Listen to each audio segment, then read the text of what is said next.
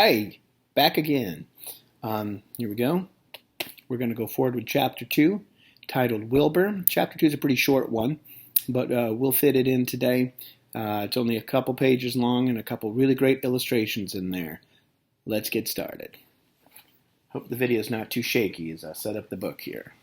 Whoop, there it goes. Okay. Chapter 2, Wilbur. Fern loved Wilbur more than anything. She loved to stroke him, to feed him, to put him to bed every morning. As soon as she got up, she warmed his milk, tied his bib on, and held the bottle for him. Every afternoon, when the school bus stopped in front of her house, she jumped out and ran to the kitchen to fix another bottle for him.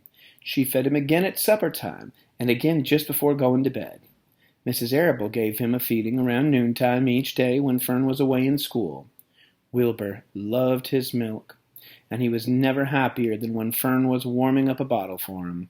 He would stand and gaze up at her with adoring eyes. For the first few days of his life, Wilbur was allowed to live in a box near the stove in the kitchen. Then, when Mrs. Arable complained, he was moved to a bigger box in the woodshed. At 2 weeks of age, he was moved outdoors. It was apple blossom time, and the days were getting warmer. Mr. Arable fixed a small yard specially for Wilbur under an apple tree, and gave him a large wooden box full of straw with a doorway cut in it so he could walk in and out as he pleased. "Won't he be cold at night?" asked Fern. "No," said her father. "You watch and see what he does." Carrying a bottle of milk, Fern sat down under the tree. Inside the yard, Wilbur ran to her, and she held the bottle for him while he sucked. When he had finished the last drop, he grunted and walked sleepily into the box. Fern peered through the door. Wilbur was poking the straw with his snout. In a short time, he had dug a tunnel in the straw.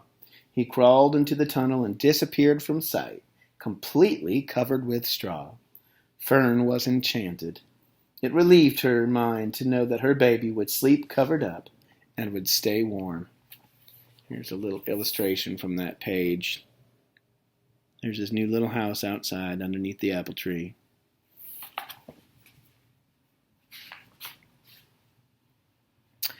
Every morning after breakfast, Wilbur walked out to the road with Fern and waited with her till the bus came.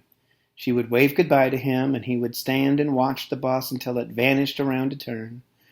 While Fern was in school, Wilbur was shut up inside his yard. But as soon as she got home in the afternoon, she would take him out, and he would follow her around the place.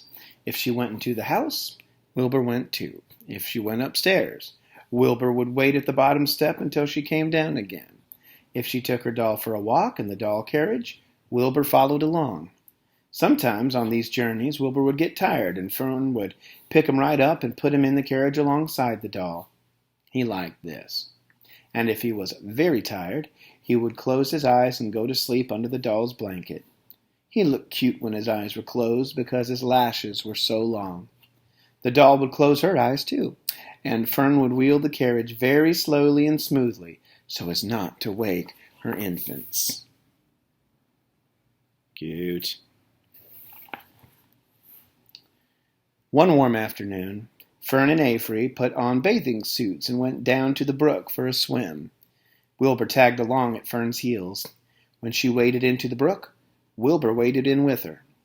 He found the water quite cold, too cold for his liking, so while the children swam and played and splashed water at each other, Wilbur amused himself in the mud along the edge of the brook, where it was warm and moist and delightfully sticky and oozy. Every day was a happy day, and every night was peaceful. Wilbur was what farmers call a spring pig, which simply means that he was born in the springtime. When he was 5 weeks old, Mr. Arable said he was now big enough to sell and would have to be sold. Fern broke down and wept, but her father was firm about it. Wilbur's appetite had increased. He was beginning to eat scraps of food in addition to milk. Mr. Arable was not willing to provide for him any longer. He had already sold Wilbur's 10 brothers and sisters. "He's got to go, Fern," he said. "You've had your fun raising a baby pig, but Wilbur's not a baby any longer, and he's got to be sold." "Call up the Zuckermans," suggested Mrs. Arable to Fern. "Your Uncle Homer sometimes raises a pig, and if Wilbur goes there to live, you can walk down the road and visit him as often as you like."